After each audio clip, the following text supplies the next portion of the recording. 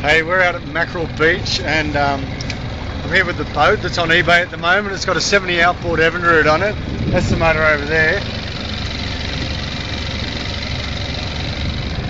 Now, it's got 3 cylinders. Cylinder 1 and 3 have been recently compression tested at just over 110, between 110 and 120 psi. And the number 2's compression at 80 psi, over 80 psi.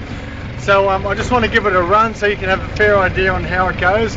Today's date's the 15th of March 2008, and I'm just going to pick it up on the plane, and I'm going to go full throttle from stop to plane and give you a fair idea on how it's running. So let's do that.